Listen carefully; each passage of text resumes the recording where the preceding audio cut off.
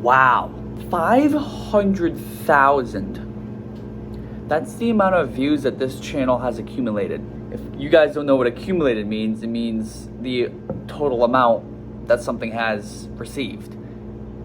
What I'm trying to say is I have 500,000 views on this channel. Now I know to a lot of you this might not seem like a lot, but this is a huge milestone for me.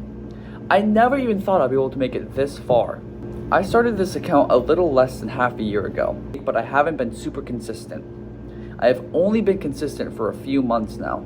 Let's take a look at some of the things that we've hit along the way. A video by itself hit 100,000 views. That's crazy. That means 100,000 people on this earth saw my video. Not only that, but the average view duration for this video was more than the length of the video. I don't know if you guys know what that means or not, but that means all 100,000 people watched the video till the end. That's crazy. Not only that, but we've had actual videos, not shorts, hit 200 views, 300 views. We've had a long road and we've had many milestones. Not only that, but I've hit 100 subscribers and 200 subscribers. I've hit 100 subscribers in one day. As of now, we're sitting at a comfortable 700 subscribers. My overall goal is to have this be my part-time job, and we are on track to do that. I am planning and trying my best to hit 1,000 subscribers by June. I just want to tell you guys, none of this would have been possible without you. I just want to appreciate the milestone that we have hit, and I want to thank you guys. So if any of you guys are still watching this video, I want you to comment down below something you would like me to do. The top comment on this video, I will do as long as it's not crazy. If you guys want me to jump in a lake, even though it is freezing, I will do that for you guys. I don't know if many of you know this, but I also have a TikTok. My TikTok is here on the screen. Now, with that being said, thank you guys so much, and let's get into this video. I know this isn't much of a transition. I recorded these literally right after one another. I am currently 1 minute from the future. I wanted to give you a little something as well. Not just a thank you, I want to upload a video as well. Today, guys, we're going to be watching a scary story. Yeah, I know. It's Monday. Spooky Monday. People hate Monday. There's multiple channels I have been obsessed with over the past 5 years. Used to watch them in the night, shut all the lights off, you know what I'm saying? Like those spooky vibes, I love that. But some of the main channels that I used to watch are Mr. Nightmare. I can't really remember any right now, but I know that there's more. We're gonna find something for us to watch together. Let's go. Guys, I spent so long trying to figure out how I could have you guys see it while you could see my reaction, and I think I found something. I'm gonna record my reaction to the clip, and then I'm gonna screen record the clip and put it on so you can see my reaction to the actual video.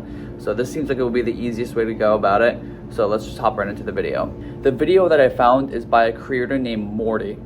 This video is called 5 Home Alone Horror Stories Animated, so if you want to see the whole video by yourself, go check it out. We're only gonna watch 1 or 2 of the horror stories. They're about 5 minutes each, so get ready, go get your popcorn, go get comfy, put a little blanket on. I know I'm ready. It's spooky time. Let's hop into it. This is something that happened to a friend and I while home alone. Every time I tell this story, it still shocks everyone in the room. It was the summer of 2021, and I had lived with my mom at the time, who worked as an RN. Mind you, COVID... For those of you who don't know, an RN is just a position in a hospital. It's kind of like below the regular hospital doctor. Anyways, let's go back into it. I just wanted you guys to know that. It was still rampant at the time, so that meant she had a lot of work to do when it came to treating patients. This resulted in her not being home for a lot of the time, which meant that I'd have the house to myself. One night, my mom was at work as usual, and I had been home alone, bored out of my mind. Home Alone horror story. With nothing to really do, I call up my friend Chris and ask him if he wanted to come over. Now, I wasn't allowed to have anyone over, but being the young and rebellious teen I was, I of course didn't care. Since Chris lived in the next town over, it wasn't long before he arrived. We played basically all of the games I had, from COD all the way to GTA, while eating a bunch of snacks and pizza. Sounds like a good time. As the night progressed, we started watching a few movies and sort of became bored. Not knowing what else to do, Chris recommends that we go upstairs and film some funny videos for YouTube. We did. Sounds like something I do. I do that all the time. Does this mean this could happen to me too? No! I didn't really know what to film, so I just started recording Chris doing backflips on the bed, thinking that it was good content. I wish I could Keep do a in mind, backflip. we were both dumb teens, and this was the type of stuff we got a kick out of. I'd say we filmed each other doing the same thing when we decided to end it there and edit our footage on the computer. Editors, yep. At this point, we're uploading the footage to the computer when I noticed something in one of the frames that I found odd. In the upstairs closet next to the bed, I could see something on the door frame. It only took me a few seconds to realize that what I was looking at was a hand wrapped around the closet door. "Chris, do you see that?" I said. As soon as I mentioned it, he had this look of shock on his face and came to the realization that we weren't alone in that room. Oh shit. As frightened as we were, This is where it all we goes began to hear down. footsteps coming down the stairs. I grabbed Chris and whispered that we had to leave through the back door. Why are they holding hands? As we're tiptoeing over to the back door, we see footsteps begin to slowly descend down the stairs. Man, you gotta run. Stop walking. I couldn't tell who it was, but that didn't matter to us. What mattered was leaving the house and ensuring we were safe. Chris and I went out the back door and hid in the shed until we were sure the person was gone. 15 minutes Did you felt call like the 15 police? hours as we stayed hidden in the shed waiting for this person to come out. Call the police. Eventually, however, this person we had seen did end up coming out, and when I saw who it was, I couldn't help but say something. It was a woman in her mid-50s, and I instantly recognized her as my neighbor. I let out a sigh of relief when I saw her, and opened the shed to call out to her. However, as I made my presence known, she instantly booked it and ran back to her house. I was confused at first, as I wasn't sure why she was in my house or why she ran. Needless to say, we were both kind of relieved and went back inside to call my mom just to ask her if the neighbor was supposed to come by. There was a short pause before she answered, saying that she had no idea what I was talking about and that she was calling 911. Keep in mind that my mom barely knew my neighbor, so there was no reason she should have been here. 10 minutes go by, and I see multiple police cars pull into my neighbor's driveway. What they should have done. I then see her being taken into custody by the police, as well as 2 officers by my door. After I was greeted to the police officers, they then told me that my neighbor actually confessed to breaking into my home to steal my mom's jewelry. She knew my mom wouldn't be home, and I guess she saw it as an opportunity to steal. While this might not have been the scariest thing that's happened to me, it's definitely one I won't forget. My neighbor thankfully gave whatever she stole back and has since been in jail. Well, that's not super scary. I mean, they should have been calling the police from the get-go. I don't know why they didn't. So she stole, they called the police, and she went to jail.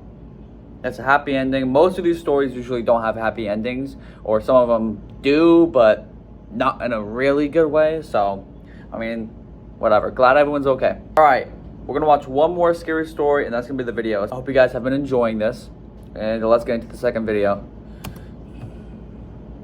Why I stopped shopping on Amazon, and you should too. Don't spend another dime on Amazon. Okay, that's an ad.